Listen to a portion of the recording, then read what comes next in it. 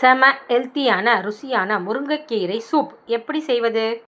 தேவையான பொருட்கள்: முருங்கைக்காய் 2, கொத்தமல்லி 1/4 கப், தக்காளி 1, வெங்காயம் 1, இஞ்சி சிறிய துண்டு, பூண்டு 3 பல், உப்பு சுவைக்கு தேவையான அளவு, கருப்பு மிளகுத்தூள் அரை தேக்கரண்டி, பச்சை மிளகாய் 2, சீரகப்பொடி அரை ஸ்பூன். முதலில் நீங்கள் முருங்கைக்காயை எடுத்து சுத்தமாக கழுவி சிறிய துண்டுகளாக வெட்ட வேண்டும். பின்னர் அவற்றை நறுக்கி ஒதுக்கி வைக்கவும். இப்பொழுது ஒரு பிரஷர் குக்கரை எடுத்து அதில் முருங்கைக்காய் துண்டுகளை வைக்கவும். பின்னர் அதில் கழுவி மெல்லியதாக நறுக்கிய தக்காளி துண்டுகளையும் சேர்க்கவும். பின்னர் இறுதியாக நறுக்கிய வெங்காயம், இஞ்சி பூண்டு துண்டுகளை சேர்த்து சுவைக்க போதுமான அளவு உப்பு சேர்க்கவும்.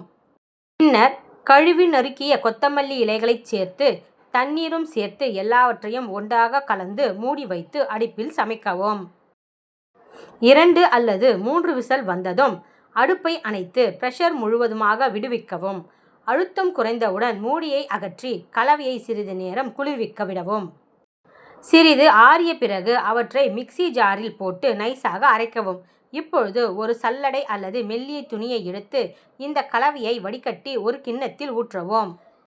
பின்னர் அதில் சிறிய தண்ணீரையும் சேர்த்து அதை அடுப்பில் வைத்து கொதிக்க விடவும். சூப் கொதிக்க ஆரம்பித்ததும் கருப்பு மிளகுத்தூள், எலுமிச்சை சாறு மற்றும் கொத்தமல்லி இலைகளை சேர்த்து நன்கு கலக்கவும். அடுப்பை அணைக்கவும். நீங்கள் விரும்பினால் அதனுடன் சிறிய சீரக பொடியையும் சேர்க்கவும். அவ்வளவுதான், உங்கள் சுவையான மற்றும் ஆரோக்கியமான முருங்கைக்கீரை சூப் தயார். ட்ரை பண்ணி பாருங்களேன்.